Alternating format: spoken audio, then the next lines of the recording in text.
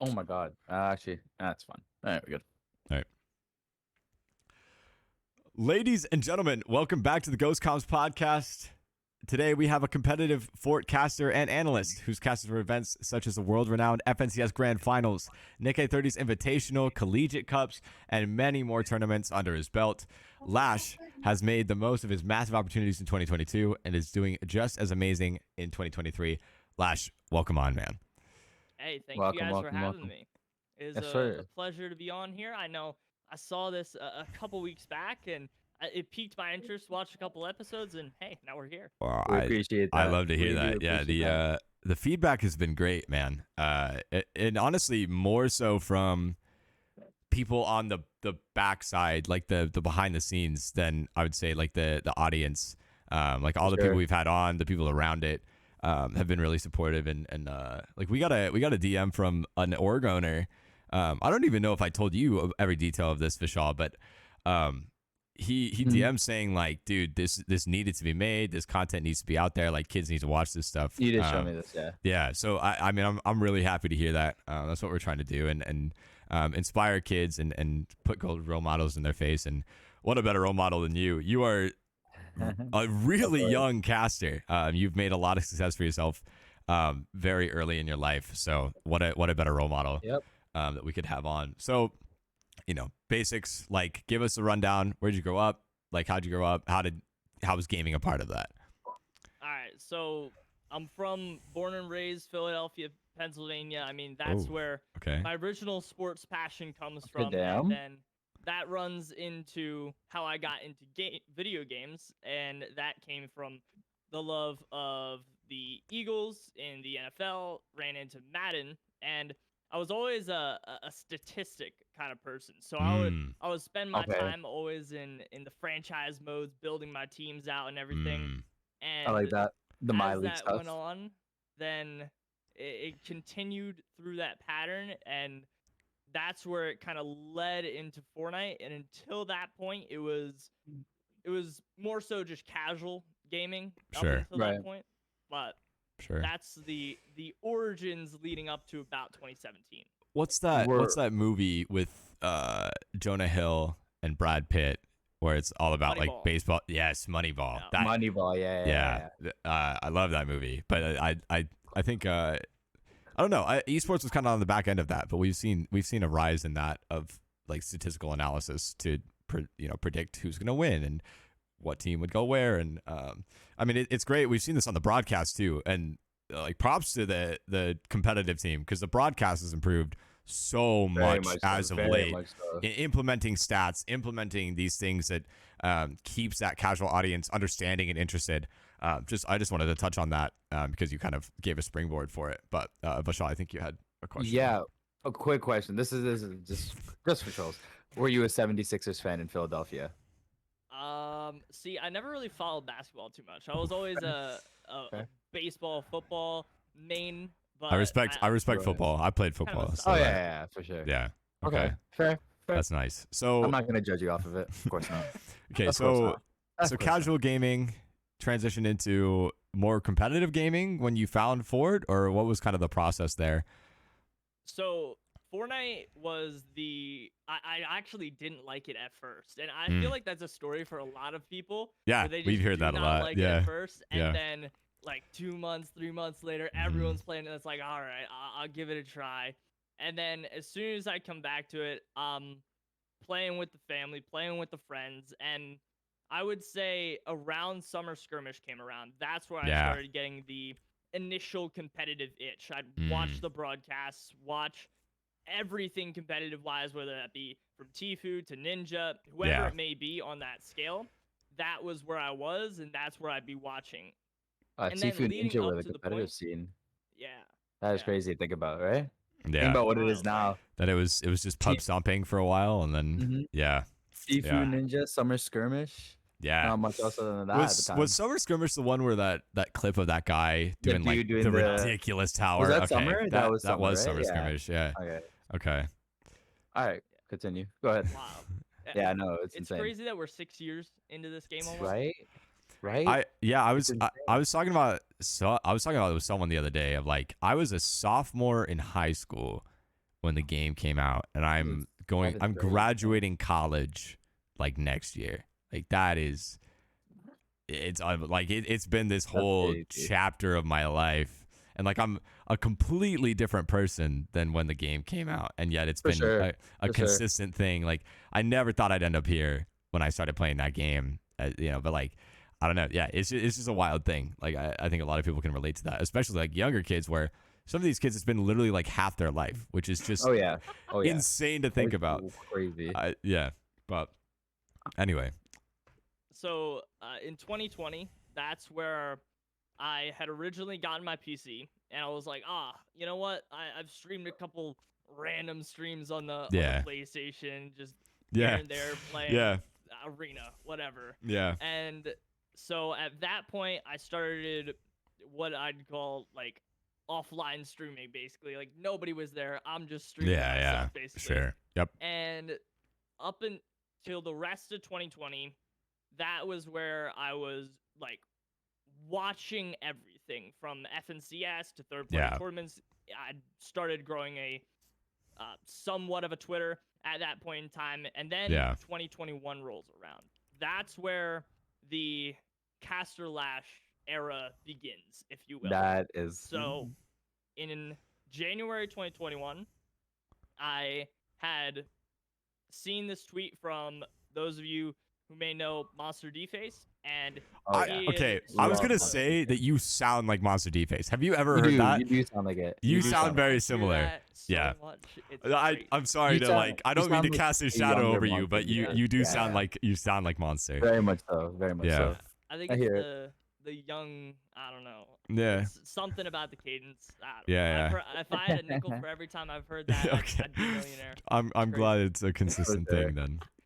But he started a caster scrim cast over essentially, and Right. essentially what it was that any kind of from an aspiring caster to someone who's casted before but never really got that deep into it to even the most veteran of veteran could hop on, cast a game, a scrim with Monster, and then essentially he'd give you notes, whatever he thought, and That's cool. roll through that game.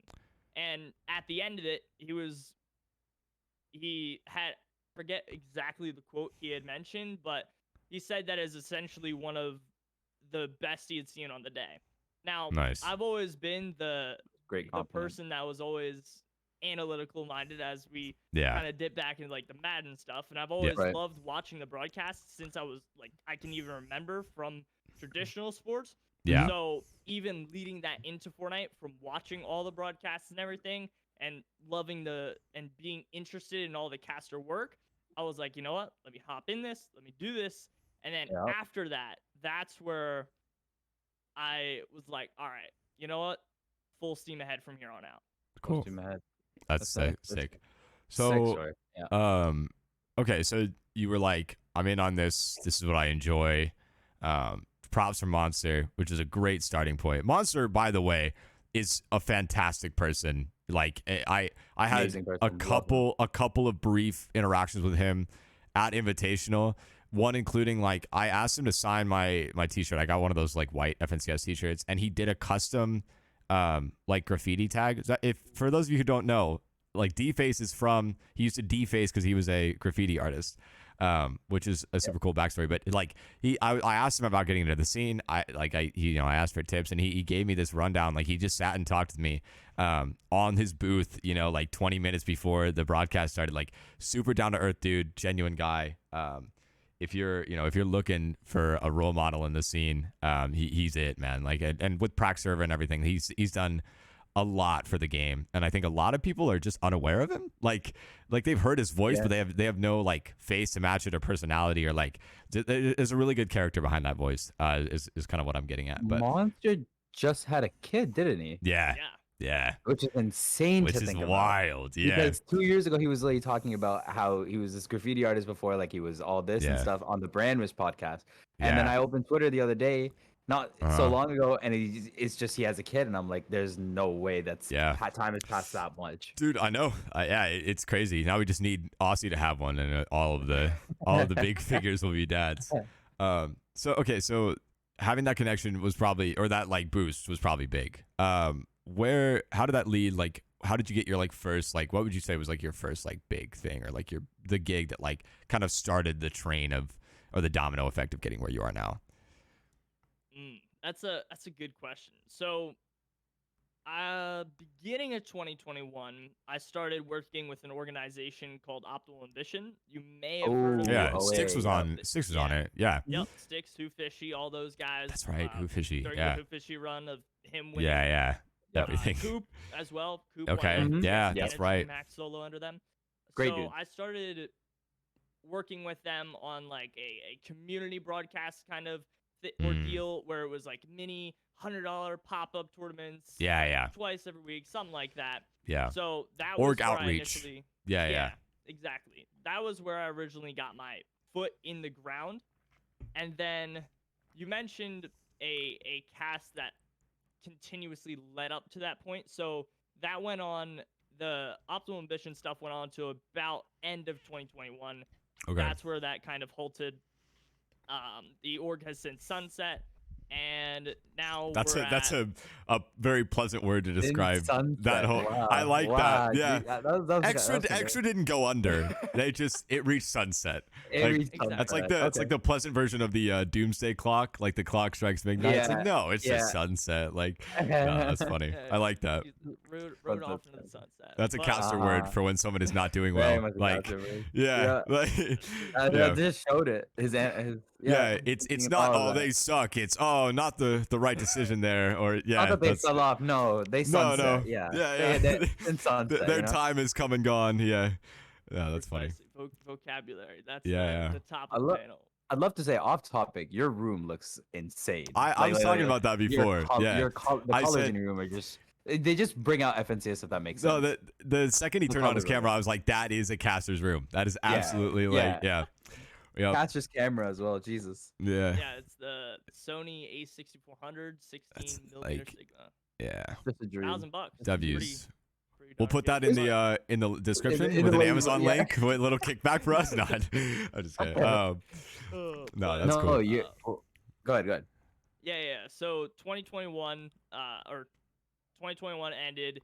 Yeah. That was where things kind of didn't know exactly where. And at that point, I'd never been on an actual produced broadcast. Everything had been Right. It low-key was just done. you, kind of low key. Yeah, sure. Precisely. And then lead up to about summer of 2022, like not even a year ago. That's where I get a good, consistent gig going with what's known as Stride Esports, which is started popping up more in the Fortnite scene. So that was where I worked got with my Stride for a summer camp. So I coach youth esports. That's my part time, and I coached.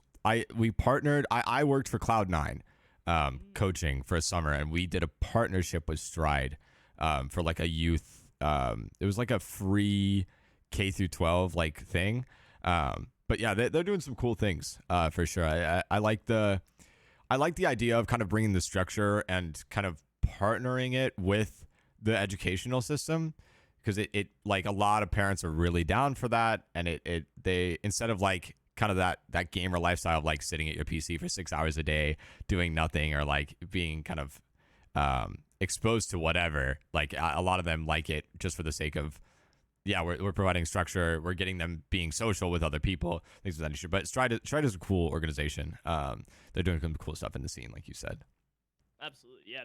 So Stride was my initial first, I guess you could call it breakthrough, if you will. Right. Yeah. And then the summer of that kept on flowing, as you mentioned in the introduction. I would say that event of the Nikkei 30 Invitational was probably the quote unquote key breakthrough. Yeah. Put you on the radar. Like, yeah. Yep. Very cool. So going back to producing broadcasts, this is again, I don't know which tournament it was. It was to end chapter 4. There was like a squads no build tournament. I forgot which one it was exactly. It was hosted. The Cash Cup? Yeah, it was the one. No. It was the one Clicks one. I forgot which one it was. I forgot what it was called. It was It was Clicks and 3 other people. Yamza and 2 other people. And I forgot what it was exactly called. But was it you were talking about a third party? Third party, yeah. It was definitely a third party.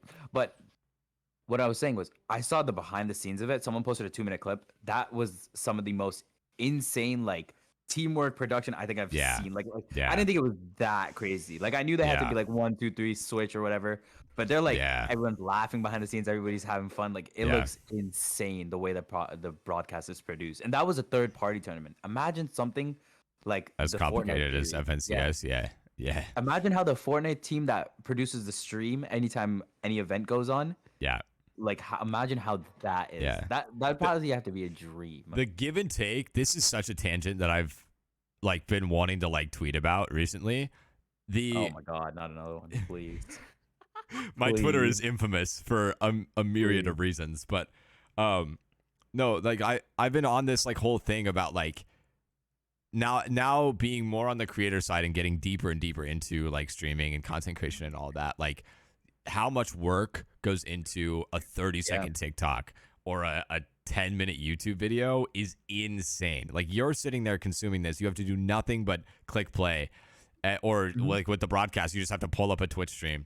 But there's so much going on to entertain you in the background. Like the give and take to that is insane. Like people are like, "Oh, you're just gonna sit around and you get to watch Fortnite or cast Fortnite all day." It's like, no, there is a job going on under that, and it's the same amount of labor, if not more.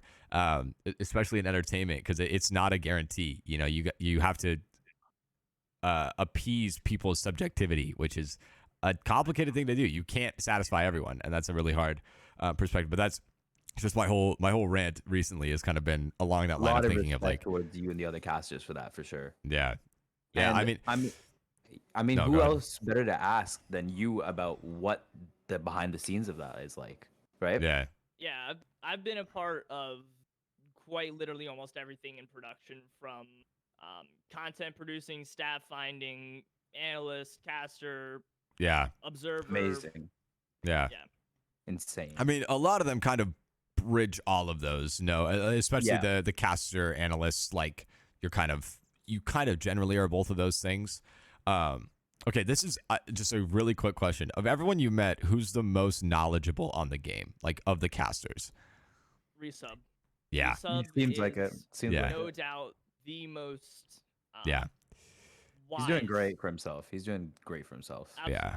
Well, and Yeah, it's even- sad though. He's had to step away from Ford a little bit because it's just not the Yeah, money maker so- that it used to be. But For those of y'all that don't know, Resub was recently not brought back to the FNCS That broadcast, is- so he took a little is bit of a insane. hiatus to Fortnite content, but since then has gotten back fully into it. Yep. As far as the content Great. perspective goes, while he builds his other channel called Reese Explains, which is really interesting. Cause yeah, Very it is. he It, explains yeah, it is. everything. Amazing. Yeah, yeah, But Reese is definitely, he's been one of my, I guess, analytical role models when it comes Yeah. to building my analysis, yeah. because he knows how to defer the stats from the story to what the overall product is supposed to be. Mm.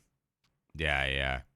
I like you're talking about kind of that blend of like not getting too robotic, but not getting too like enhancing the story with statistics. Yeah. Exactly. Yeah, Reese is great. We like the company I work for. We use his masterclass as part of our curriculum. Like we have so much of that. Like every lesson that we have at least has one of his videos. To like, yeah, this is how we do that. He's great at it. And I think another thing is he's really great at divulging the information in a way that's understandable. Like it's complicated stuff. It's hard to teach to a lot of people, but he makes it in a way that like a 13-year-old kid that wants to get into competitive could watch and go, oh yeah, like that makes sense. So that's cool. It's cool that he's kind of taken a role model. I know I have mine. Like Aussie is up there. Resub is actually up there. Like they're definitely, you just got to get those, latch onto those figures naturally in the scene who are doing their jobs well. But I think my favorite caster on the broadcast has to be Levin. Levin is Levin is so great. funny. Yeah. So funny. I swear I've seen this guy on Arab's IRL streams, and I've seen him on the media day, and he used some of the funniest things I've ever seen. The way he talks, Yeah. the way he casts, it's just so good. It is amazing. Can't not love it. Levin is He just seems like the such a best. like pure soul, nice soul. Yeah. Like Well, honestly. so I was asking you a little bit before we started recording about like, is there any drama, beef? Is there any like competition really between the casters? And you were kind of saying like, no, dude, like it's just we're just tight. We're a family. Like we're all in it together type thing. Mm. It was really so like, who did you were invited to? You casted NA West Grand Finals, right? So that is an interesting story. So for those of y'all that don't know, starting in Chapter 2, Season 5, the NA West was brought on to be broadcasted again since Season X FNCS. Right. So from Chapter 2, Season 5, all the way up until Chapter 3, Season 2, NA West, NA East, and EU were all consistently a part of broadcaster regions for the English language. Right. But in Chapter 3, Season 3, they announced they're taking down the NA West broadcasts, which obviously now, considering it's now just North America, hey, that makes sense. Yeah. But Yeah. Right. at the time, it was not the most well-treated decision by a lot of the NA West community, respectively. I mean, they're the ones competing for Yeah. those dollars, Yeah. so they want to be able to have that recognition as far as the Right. broadcast goes. Right. Well, because So- I mean, that's as valuable as the prize money in this industry. I mean, you're getting your name out there, getting those Twitter followers, getting that brand recognition where you can get on an org or you can get those first stepping stones in your career and go from a kid who's playing at home to like someone like you. It's like, yeah, that's a major thing. And NA West especially has that massive Hispanic community. Like Jelty alone was pulling as many viewers as like the West broadcast, if not double or more at some points. Like, so that I'm sure that like they felt kind of robbed by that decision. Yeah. So Life with Panda, who was a part of the NA West broadcast since Chapter 2, Season 7. Panda's awesome. We love yeah, Life with Panda is Panda. great. So he decided, all right, basically the Thanos move. Like, fine, I'll do it myself. Yeah. And then, so he put together what was called the NA West Watch Party, and it was every single finals, every single heats, surge weeks, whatever you want to call it, grand finals. It was productionized with the help of Practice Server on the back end, and then curated on his Twitch channel. So come time grand finals, that was then supported by Fortnite Competitive as far as raids goes and all that. So that was my initial first taste of what it was like to be on a FNCS like stage. Right. Cool. So Speaking about Panda, your hoodie's fire. I just wanted to say, I wanted to say this since the beginning of the podcast. Even though it's simplistic, I love simplistic. It's fire. Yeah. Dude, Panda's awesome. I've DM'd with Panda a little bit. He's just he's just a super genuine dude. Yeah, Panda, we'd love to have you. We could do a caster special, whatever. I don't care. No, he's cool. For sure. Basically everyone I would say that is on the production side that I've met or like had any interaction with has been overwhelmingly positive. Like there really isn't. There's Seems like the caster side's really positive. Yeah. Like the people who are more on the content side or whatever, it's mixed. Like you will get those people that like don't meet your idols type thing. But the casters, none of them have been like that at all. Which is super good. I mean, like props to all of you. Truly a family. Yeah. It seems like it. No, you guys genuinely seem like it. I mean, it's from the audience. That's how it should be, right? We all love this game. We're all trying to like make something out of it, and we're like, I've talked about this so much, but like that was huge for me at Invitational. I was so hesitant to call the Fortnite community a community for a long time because I never felt involved. I never felt like like I had anything in relation to the people that play the game, other than the fact that we play the game. But being at Invitational, just the atmosphere, like everyone there, I was like, if you want to cry on my shoulder, you can do that. If you want to go get dinner, let's do it. Like everyone there was just super pleasant. I was like, I don't feel like I could be mad at anyone there. Because it was just like there was a bond. Like it was a very clear like, oh yeah, we're all here for this thing. We're like rallying behind this. We have a passion for this. A lot of us are trying to make or making careers out of it. Like it was a very special vibe, and I think everyone who is thinking about attending a LAN of any kind or like anything like that, absolutely. If you can make it happen, go. Even the Dream Hacks, like they're not, official, but the Dream Hacks are an amazing experience. You should go to those. DreamHack Dallas is going to be super, super packed with all your favorite streamers, casters, etc. Because everyone's moving out there right now for Zero Ping on Central. So that's, it really made me realize the power of what like the cultural phenomenon of Fortnite and like what it was and how that really did bring people together, because you don't always feel it when you're behind the screen or whatever. But it was an invitational that I was like, wow, this is a very real community of people where I feel seen and safe, and like I have people that I could go to. So that was a really cool thing for me. What was your experience like at Invitational, Lash? So I was at the FNCS Invitational as a part of media alongside eFuse. Nice. And worked with Panda, BenK_live, bunch of other peeps and caster friends with media as well for interviews, for collegiate. That ties into all of the Collegiate Cup broadcasts I've been on since July last year. Nice. But yeah, I definitely felt the same thing. The reference I make every time I bring up the Invitational is I remember we're sitting in the front row and it flashes Booga on screen, and at the Invitational, when a player would go down, their lights in front of their name would flash essentially. Yeah. So that's kind of sick. Miro's lights were flashing and Booga was on screen, and I just hear this little kid go behind me. It's like, let's go Booga! Yeah. And it was like the most genuine thing I heard all weekend long there. And it just warmed my heart. I mean, speaking about Miro, we just saw him announce he's quitting today, which is really unfortunate. Honestly, I did not see it coming. Not to be honest, I kind of did with a little bit. Yeah, I kind of did with the keyboard build and edit sense, because it takes away one of the very few remaining advantages for controllers. So that was like but I honestly, like, from a competitive perspective, that was a massive change. And I kind of talked about this earlier with the broadcast. We are seeing a positive direction for competitive right now. Broadcast quality has improved tremendously. Like, you see so many figures that are really putting their everything into this game. And Invitational was just a massive testament to the beginning of that. I don't think it was at all the result. It was like the first stepping stone towards Fortnite becoming the esport that I think it has the potential to be, and creating opportunities and careers and connections for so many people. But yeah, no, the mirror going down, but the stage, Vishal, it was incredible. Like it really was. Like it looked like it. It was an electric atmosphere. I mean, it like.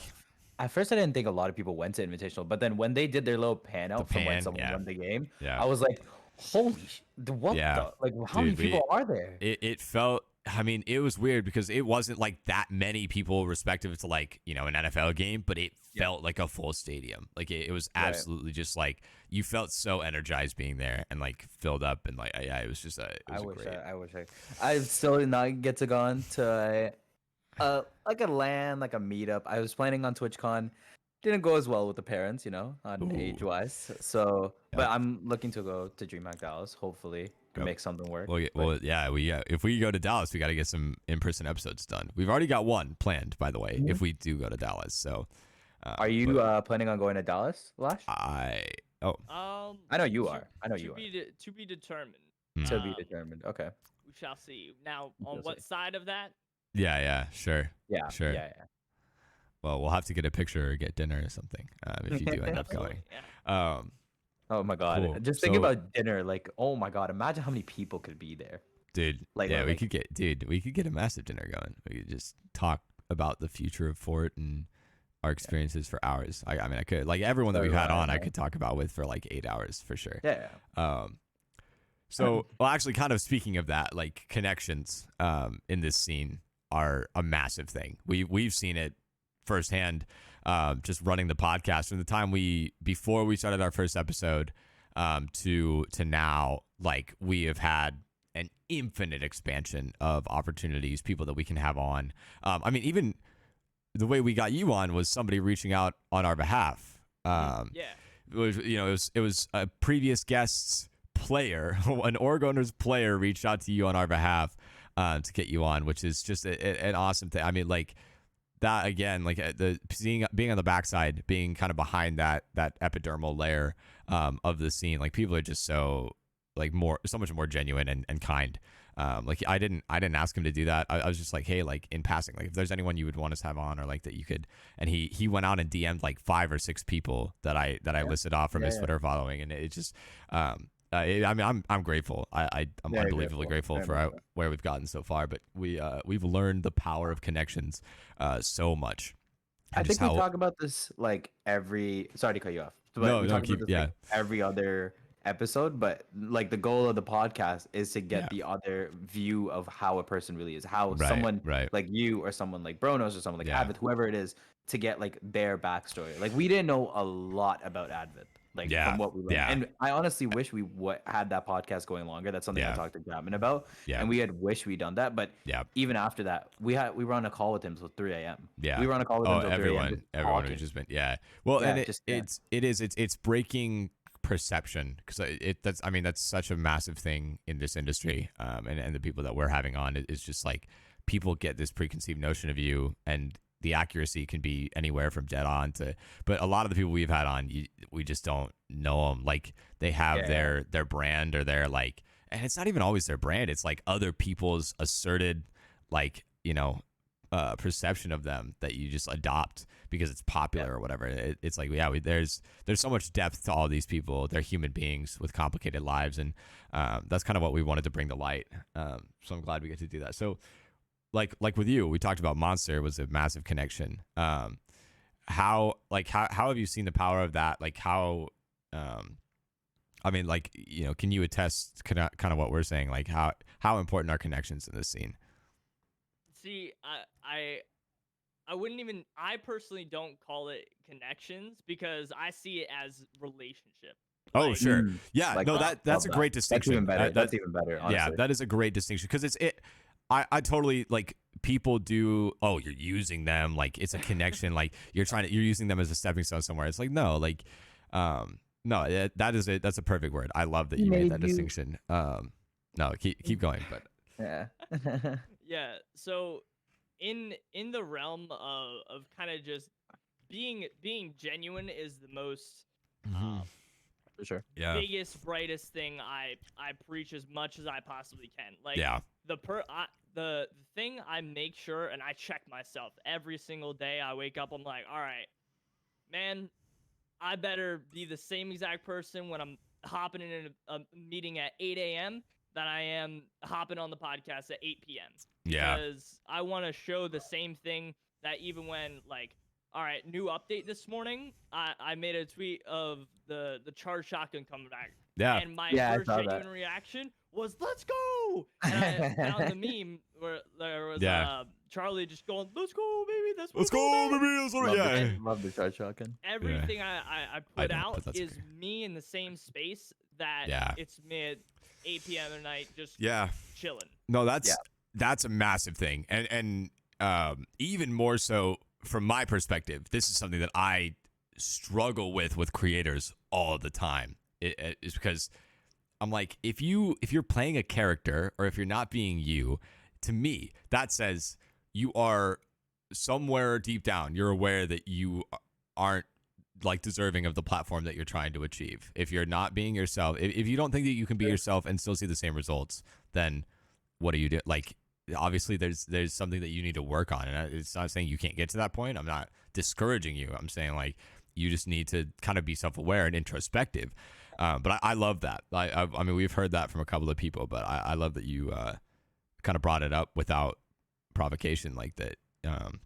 That's just a value of yours. I respect that a lot, and I think it is. Very much so. It's more needed in the scene and in this industry.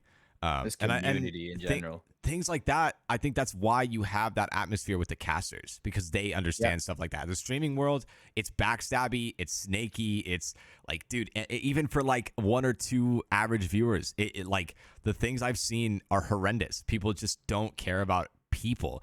And I mean, like, even in my coaching, I'll say this of like, I want to make you a good person and then a good player. If you don't have the character what good is success? And that's Yeah. that's a massive thing that I mean, I wouldn't have Vishal on if I didn't believe one in his character, but also that he believes that. And watching him as a lead in an org, like, you know, working with younger kids, especially, like trying to instill that into them is a big thing that we've seen. And another goal of the pod is to put people like you with those good values in that sphere. Because if we can inject that into Fort, you're reaching an entire generation of people that are going to be the next doctors, lawyers, entertainers, everything across the board. They're the next generation of this country, this planet, this country. I have a Canadian in the call, but but you know what I mean? Like they are the next gen, and we have a responsibility as the older people to instill that. And I mean, I just don't see. I mean, that's why I started content creation, was I didn't see enough role models where I'm like, yeah. And if they are, and not to offend anybody, they have their niche. Like there's not a great overlap between the most entertaining people that the older kids are gonna watch and the people with good morals. Like you have a Nick A30, but most people watching Nick A30 are not in that 14 to 18 range. I mean, there's some, but like that was my thing, is like I want to be entertaining and reach this audience, but also have those good morals to subsidize it. So I'm a PG-13, like whatever. But you know, when it comes at the end of the day, when you get down to it, like you gotta have that character, or else success, at least from my perspective, means nothing. And I think that sentiment kind of carries to what you were saying. So would you say that has been the perspective with the other casters as well? Like, would you say that's a pretty consistent thing across the board? Oh, 1000%. I mean, you mentioned the maturity level, if you will, of how we hold ourselves, especially in the Fortnite casting space. Like everyone is always up to build each other. Like there's no tearing down. There's no like, you did this, you're scrapped, you're gone. Essentially, like from every single space, like from the top of the top, like you mentioned, from monster people that have been a part of the Fortnite broadcast since day number one, to even just your everyday broadcast that you'll see from a third-party tournament. Like you're 9.9 times out of 10 gonna get a similar reaction, because like I said, 9.99, all of us, like we value that same core compass. Yeah, for sure. And that kind of, then it's rewarded because the system is built around it. You know, it's like you get more like people. I mean, it's like hiring from within the same company. You know, it's like, we find them, we produce them, and then, you know, we give them opportunity. So, I mean, it's a really lucky thing that so many good people got into that space in the early times, like a Monster, like an Aussie, you know, who got into it. I mean, they're, especially like Aussie is like the father figure of the Fortnite scene. I mean, a lot of pros, all the way down to the average Timmy, looks up to him in a lot of ways. Content, but also just like as a person, like they treat him like an online dad. And you see that I love the change he's made to his content. Honestly, I love the change. Aussies recently, well, he's doing a very similar thing, I think, to our goal here of trying to bring that story and personality and give you a perspective of like, this is a human being. Like, you may know them by their placements, you may know them by their, you know, their content or whatever, but like there's a human being under this, and I want you to see that, because it gives you a greater appreciation for everything that they're doing. So kind of getting into like you casting and that whole scene, and kind of, you're not on the older side. Where do you see yourself going? Do you see yourself doing this for a long time? What kind of career things are you looking forward to? So at the moment, I am technically part-time in the space. So right. I don't plan to go anywhere anytime soon. I'm just gonna put that out there now. Absolutely. So I definitely have the faith and confidence that there's a reason why I've been able to get to this point now. So there's no out there a blatant reason why I'd go anywhere else anytime soon. I know like today there was a update of patch 24.1 Yep. where 10% of players have the availability to see Mhm. the amount Yeah. of players that are actively Dude. globally playing the game. We have over 350K were playing pubs when I Mhm. logged on, and that was during school hours on a Wednesday. Like, over Crazy. almost 2 million, I believe I saw the total was yeah, throughout Yeah, all yeah. game modes, and that Yeah. easily could have been more just based off of like random creative maps. right, Insane. right. Yeah. Yeah. I mean, it is I've talked about this a little bit before, but Fortnite is more than a game. It's a phenomenon. And we, like, people have said that, like, the news stories love to, like, use that headline, but it really was. It is a cultural shift. It has done so many things for the world. I mean, one of my favorite examples is, like, if you look at PC sales, from before Fortnite came out to now, there was an exponential boost when Fortnite came out. The console era is dying because of games like Fort pushing the envelope, because of competitive, like, everyone wants to be competitive to some degree, even if it's to win a pub game. Like there's this shift that we've seen, and things like the events. Like, I used to live for those things, man. I remember during COVID, in my basement, I had my Xbox on that TV on that black hole for 3 days straight. I did not dare take it off. I did not dare turn it off. Like, I wanted to be there for every single moment of that, and being there, like, watching that Twitter, like, feed of everyone freaking out and making their theories and, like, all of the leaks and all of that. It is so much more than a game, and gaming really came onto my horizon of, like, this is a way to impact people and reach people. This is something that is changing the course of human history. And that may sound cheesy to some of the people out there, but I mean, I've done work in and research in anthropology and psychology and philosophy, and this is something that has made as much of an impact as other massive events in history. It's incredible to see, and to get to be a part of it is even better. But yeah, I mean, Fort is a phenomenon, and it's I don't know why I even started talking about this, but I went on that tangent for a while. Hey, Just like those are Twitter. the beauties of it. The beauties Yeah. of it. Yeah. Would you say, going back to the cast and everybody on it, Resub, Levin, from all of those guys, would you say your maturity levels increase being around guys like them, like maturity wise, and also because of their age? Like, Reese is an older guy, Levin's Yeah. also a little bit older, like all that type of stuff. Oh, 1000%. I mean, you start to mold yourself around the company that you. Yep. You are the Yeah, company you yeah. keep.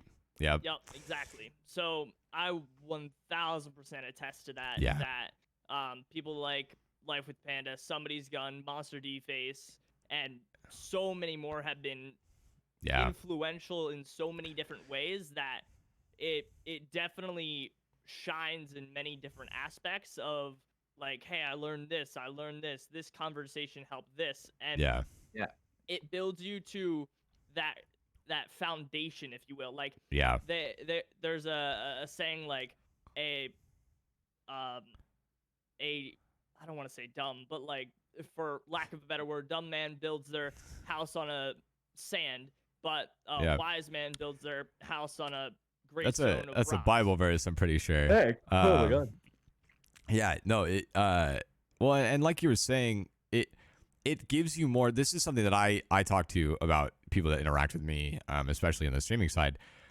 Like, when kids come in and they shit talk, or they, like, whatever, or they just create this strained, hostile environment from the get go. Toxic. Like, yeah, I this is the question that I pose to them, and I think it puts a lot of things in perspective. When Fortnite is gone, what will you have?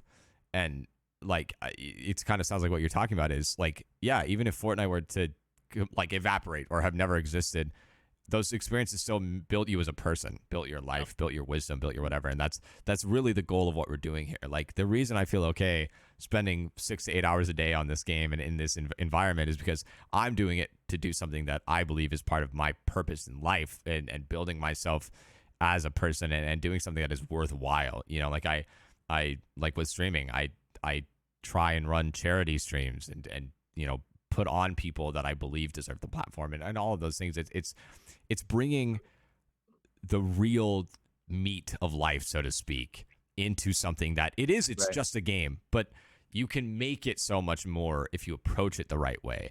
And it sounds like the casters have got that figured out. So maybe we need to get the casters in a room with all the big streamers and see if we can figure some of those things out. This is actually interesting to ask because I feel like we asked this certain podcast members, certain we didn't.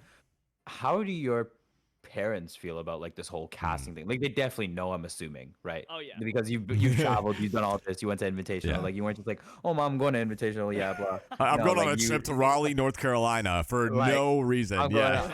I'm just Yeah. out for a little bit. I'll be back like 5 days from now. We'll be Yeah. alright. But no, like how are your parents like supporting that? Like do they see the nature in it? Do they appreciate it? Like what's going on with that? So it definitely took a little bit because in For the sure. beginning, as I had mentioned, like I didn't start getting into casting until 2021. Yeah. And up until that point, it was 4 years of me playing the game and me being Yeah. seen as like, oh, Yeah. he's just playing. He's just his having game. fun. Yeah. Yeah. Yeah, Yeah. exactly. So Doing when kid I things. Yeah. make that decision of like, all right, let me start pursuing this, there's automatically going to be skepticism. So Yeah. I would say that I really truly didn't start getting a full support mantra, if you will, till probably around after summer, like fall kind of last year was when I fully felt that like, all right, no matter what, they've got me and I've got this solid foundation. And even I think so many people get this so twisted so many different times. I see on the timeline incountable that of, oh, I had this conversation and I don't know how they're gonna feel. But the lesson that so many younger people don't take is the act of reaching out. And if you don't tell your parents what you're doing, show them what you're doing, they're gonna create that perceived notion in their head of for sure. They're just Wasting their life. time Yep. well.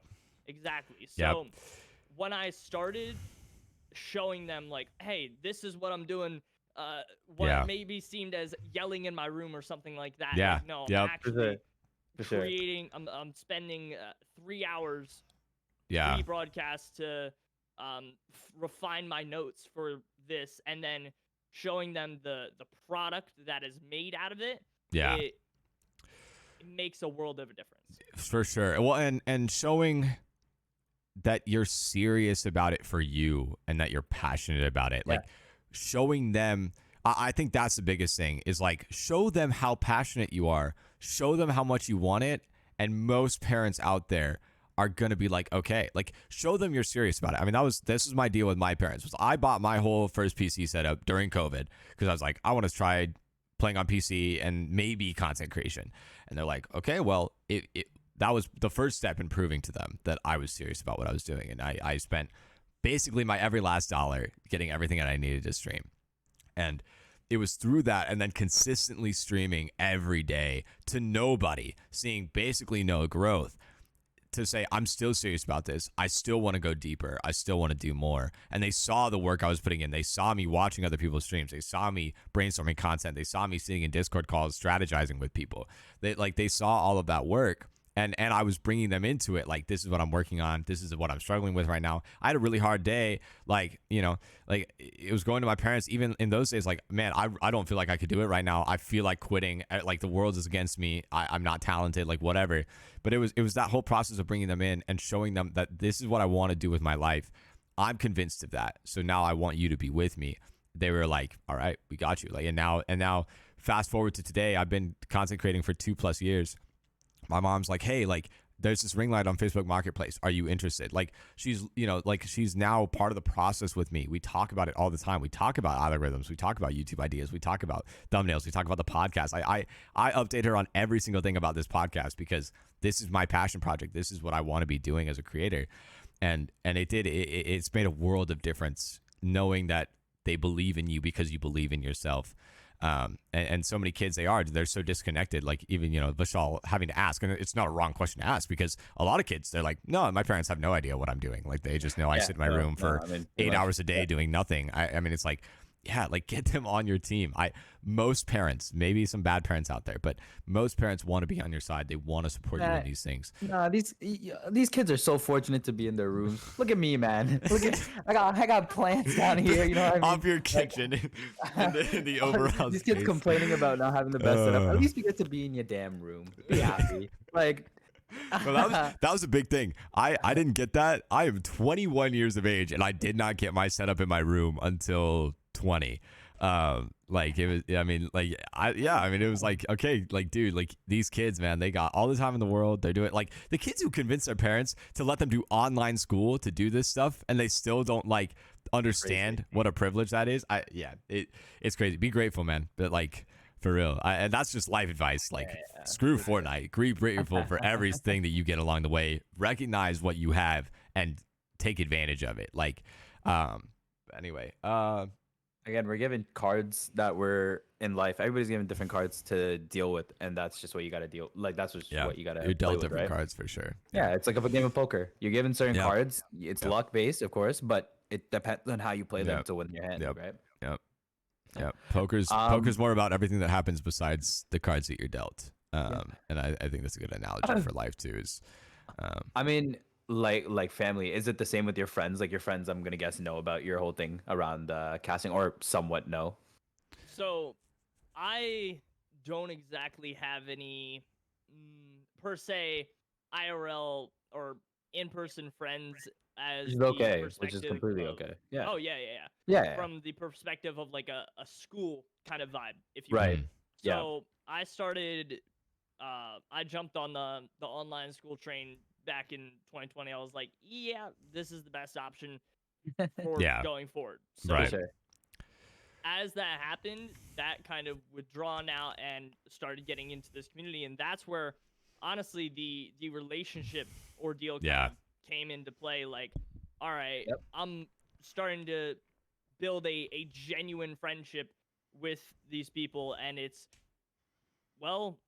amazing. It's great. Like, I'm learning from the perspective of, like I mentioned, people like Panda and have been amazing mentors up until this point. So I honestly would not trade that for anything. Yeah. For sure. No, for sure. I mean, I had a question and then I forgot it. Gosh dang it. I mean, that's okay, fine. we can quickly kick back to this because I actually wanted to ask this because I mean it was probably huge for you. You were talking about like hosting grand finals for NA West back in Chapter 3, Season 3. What was that feeling like? Being invited to the cast, or like being invited to the cast of grand finals, or being like, what was that like process? Like, was it just a message like, "Yo, we need you for the broadcast. We want you for the broadcast" type of thing, or was it like you knew you were going to be on it type of thing?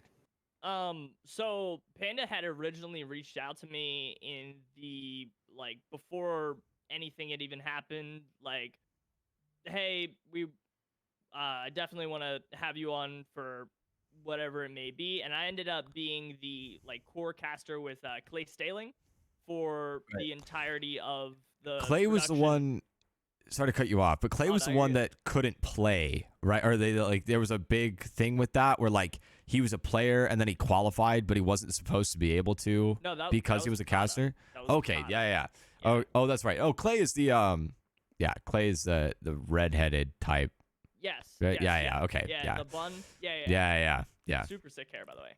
Yeah. Very cool. Nevertheless, Dude, he's an awesome character. I mean, he's just so absolutely, yeah. But cool. So I was set with Clay for the entirety of the Panda Productions NAOS FNCS broadcast. So that was the entire process through grand finals. And you mentioned like the kind of feeling or process running into that. It wasn't anything out of the.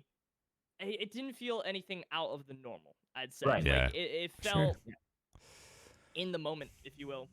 Yeah. So, I'm at least in sportscasting usually have. Oh man, and now I'm forgetting my terms. Of course, you have a color caster, and then you have whatever the counterpart to a color caster is. Play by play. Play-by-play. Thank you. I'm glad you know what you're talking about. So what do you enjoy more? Can you go into a little bit of detail for people, anyone who might be interested? Because like that is what I want to set up too. Is like if anyone is interested in this road, like kind of a basic stepping stone thing of like what is that like, and kind of get it. And then if you want to get that into like your qualifications, how did you learn? Did you like watch any thing, or did you go to school for anything or anything like that?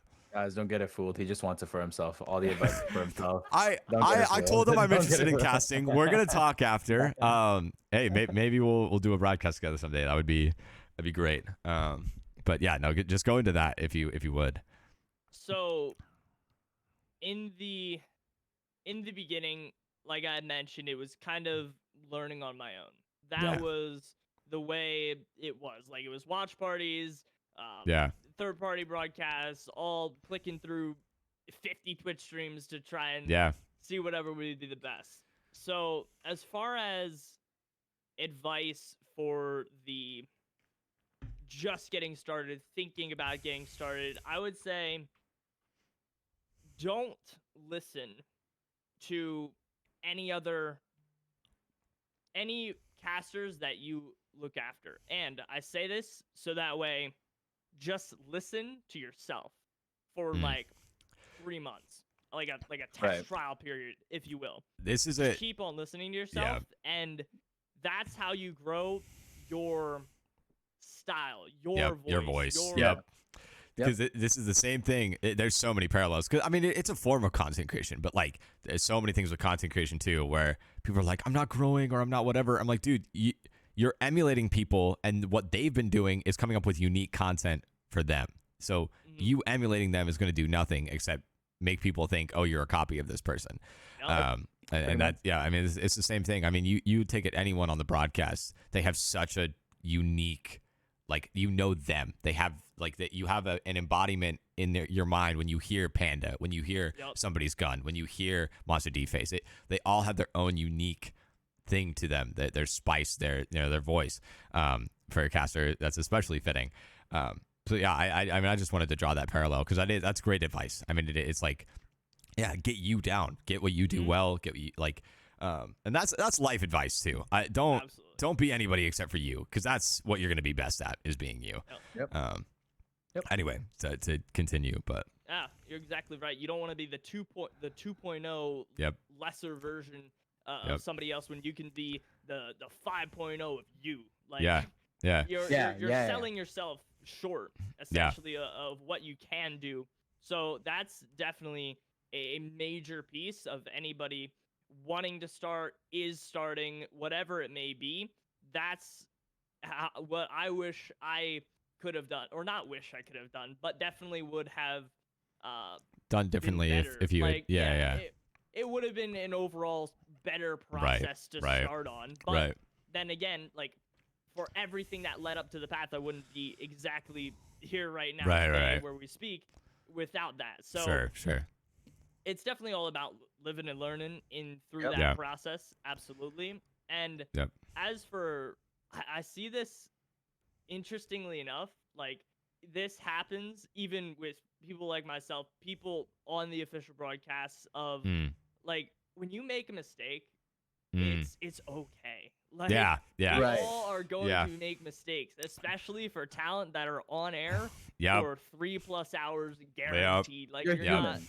You're human. Well, exactly. I mean, I grew up in performing arts. I was a theater kid. I did music, dance, acting. And like that is, man, they're so hard on themselves because they want to entertain. I mean, it comes from such like a pure place for most people.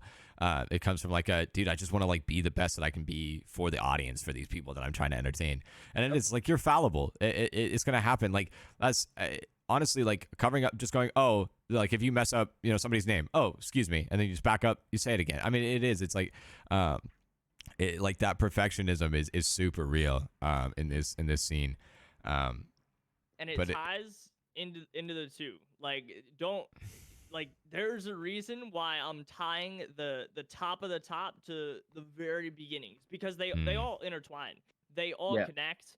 They all show exactly what they mean from an overall perspective, because the mistake you make at the top is going to resemble at the bottom no matter what. So Yeah. let's say and it brings in that personality too as well, Yeah. because it's kind of funny. So on the Collegiate Cup broadcast last month, Right. there was this little banter I made of like essentially reenacting the player's voice in like a little bitch squeaky kind of Yeah, vibe, yeah, and yeah. then was like no, and reenacted it like kind of like a Greek play, if you will. Yeah, yeah, Yeah. yeah.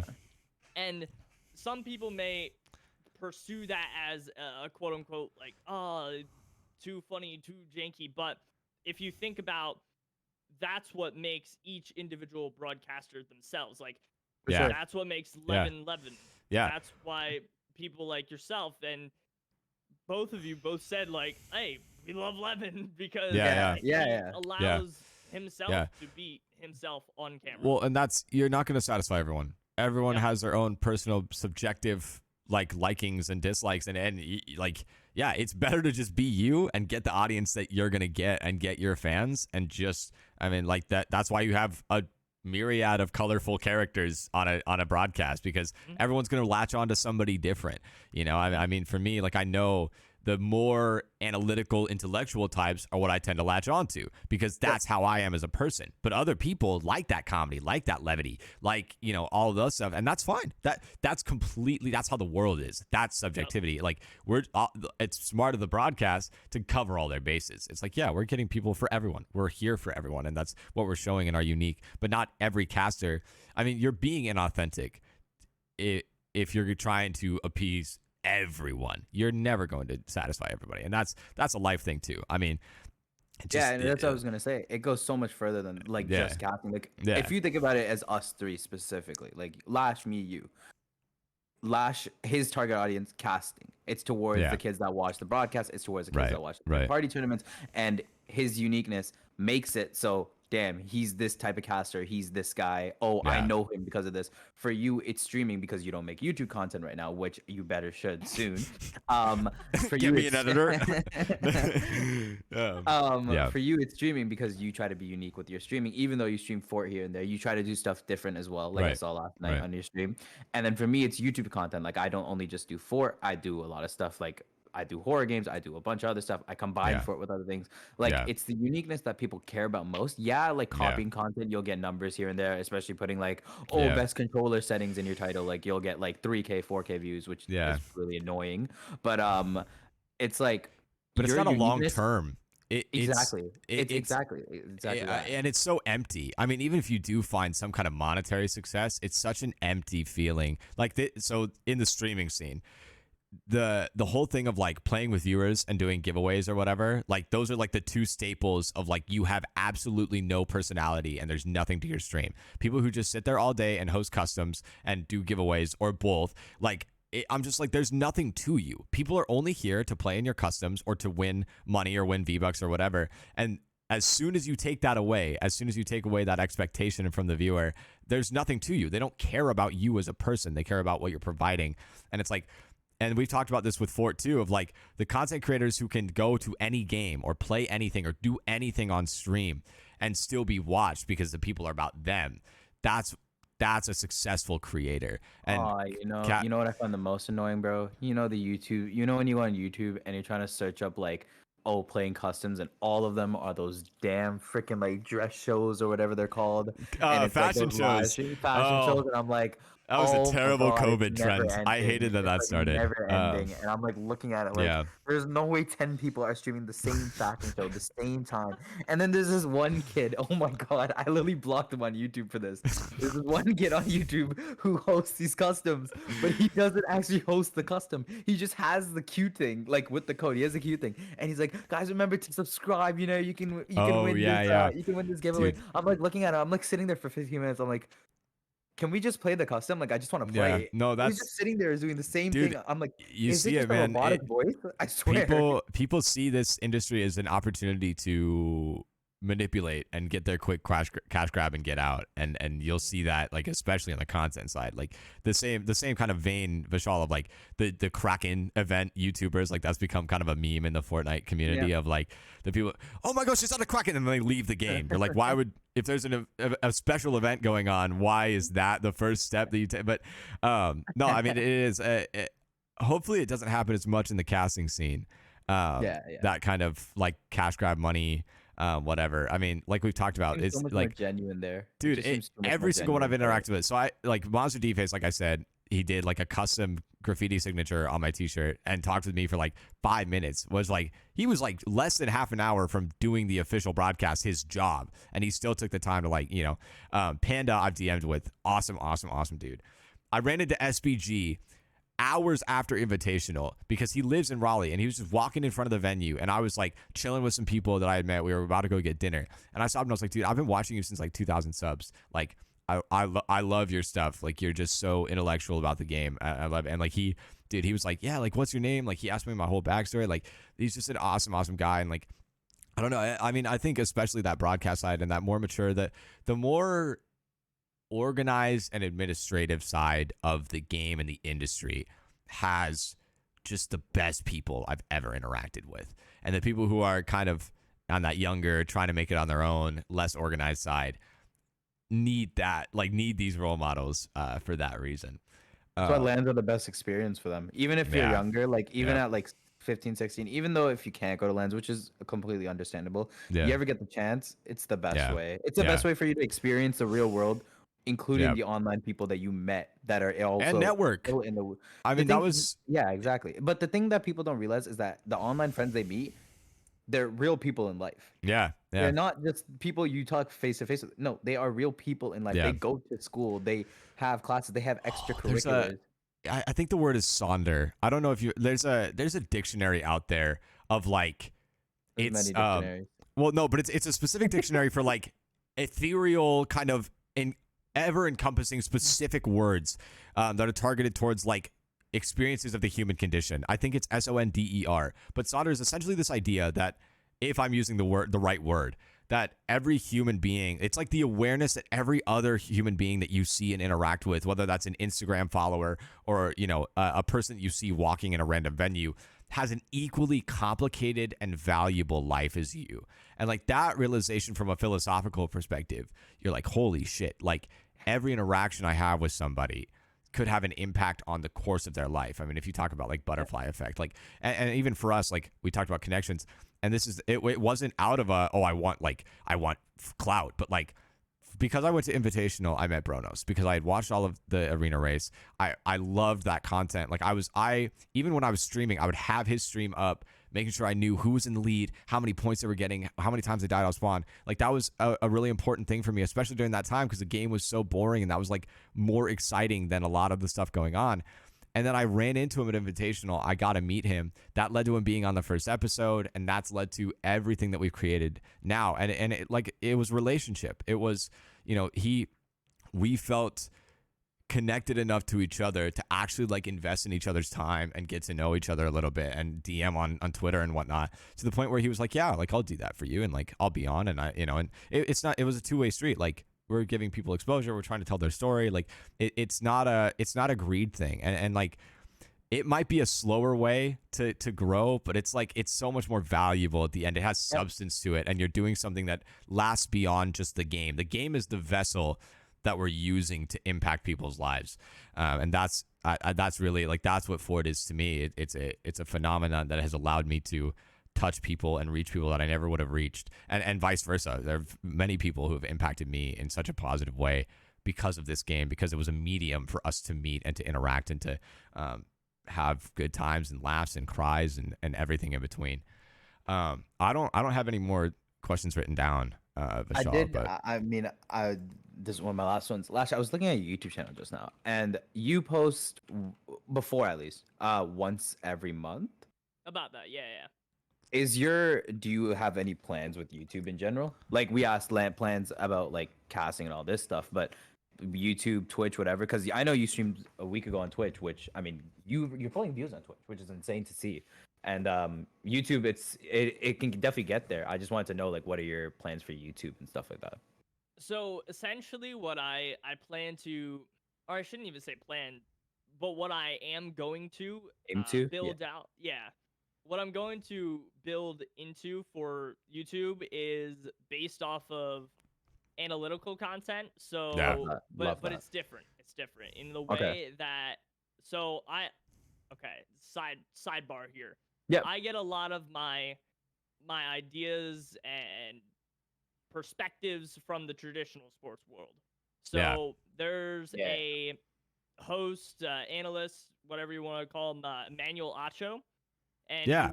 he works on this show called Speak.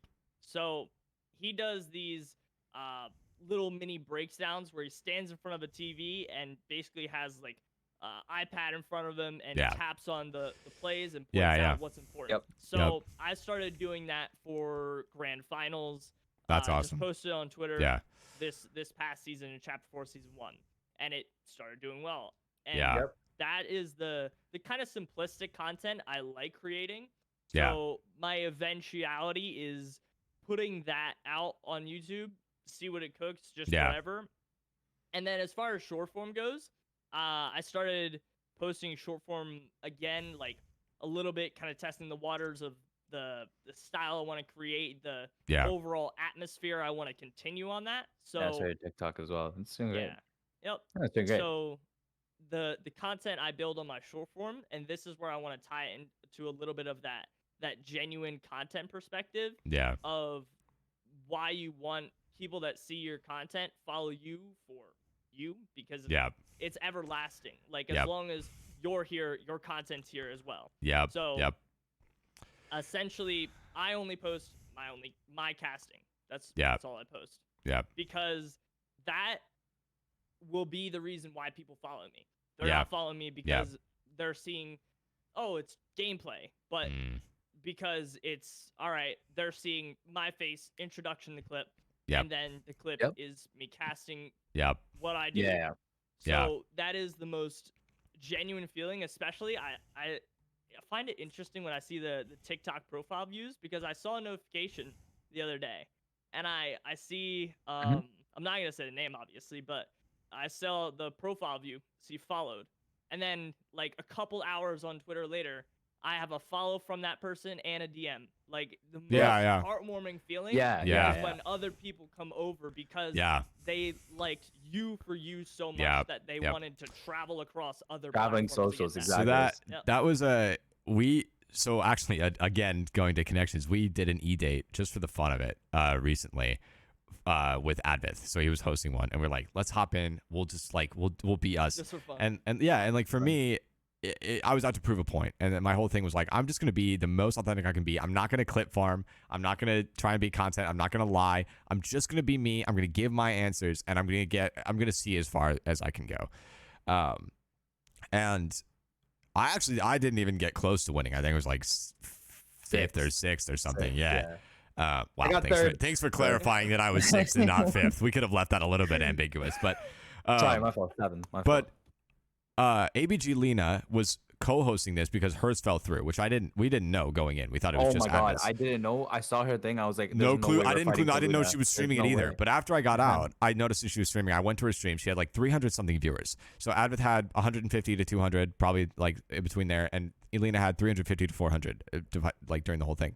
And I went in there, and she was like, "You're like a great guy. Like, I'm so glad you came on." She made me VIP. She followed me on Twitter. She fought like, and this is not like to flex. It's the same experience of like someone. I was putting myself out there. I had no clue that she was watching. I had no clue that her viewers were there, and yet like they loved me so much for me being genuine. Like, and to be honest, Advis chat hated me. They were like, "Oh, this guy's a loser. This guy, like, you know," they were throwing the V word out there. Like, they hated me. They flamed me. And then other contestants too. Like, somebody came in my chat. They were like, "This guy is like flaming you, like calling you everything." Lash, do me a favor. Go on Jatmon's Twitter and look at his Twitter header. Look at my banner. Look at my banner. That's from the E-Date stream. Just look at it. Yeah. That's after it ended, and Lena hosted him for 250 Yeah. viewers. Yeah. No, that was during. That's from the Oh, that's from the during, VOD. during, Yeah, sorry. that's from the VOD. Yeah. After like my third or fourth answer. But but yeah, I mean it was it was the most validating thing, and it made like 2+ years of work. Like I was like, I'm ready to do 10 more, of grinding for Novi, because it was such like I didn't do anything special. I didn't do anything gimmicky. I just gave real answers. I was just me, and it like produced something, and it let me know I'm on the right path. Like I'm doing what I need to be doing. And I'm doing it authentically. I'm doing it real, and I'm being the best person I can be, and that's producing results. And that really is what it's about at the end of the day. Well, I think we're kind of ready to wrap up. So we have a tradition of if you have one piece of advice that you were to give, life, Fortnite, casting, whatever, one piece of advice you would give to the audience, what would it be? So I mean, we've been basically doing it the whole time. Yeah. No, for sure. So I've received a lot of good advice in my lifetime. For sure. I would guess so, considering you work with a casting team. I would Yeah. guess so. Yeah. I would guess so. Monster Yeah. D-Face, I know, like beer in Drops it hand, every drops day, some every day. knowledge. I know he does. Yeah. Yeah. Absolutely. Books, just books. Full. Yeah. You could write a whole book about it. For real. I mean, everyone has their own story, their own book. Yeah. So one thing that I would want everyone watching right now, everyone listening right now to take in, no matter what, is one day at a time. Because Yeah. at the end of it all, you are ultimately, if you're thinking too far ahead, you're going to lose yourself in the now. And you won't be able to experience those things like we've discussed at the FNCS Invitational during this podcast. You won't be able to truly live in the moment for those kind of things that have been set up for you in your path for a reason. So treasuring those times, those people, those moments will be oh so crucial, so that way you don't lose not only yourself, but other people around you. Because like we mentioned earlier, you want to build yourself on a set full of stone, not sand. Yeah. Right. No, for sure. Damn, you Great wrapped that up analogy. exactly God like damn. a caster would. That was Oh my god. that was glorious. I might make that a ringtone or the end of a YouTube video or something. Listen. What? This is an idea I had. Oh my god. It literally just sparked my mind. I was thinking, if we have Lash on in the future, which we probably will.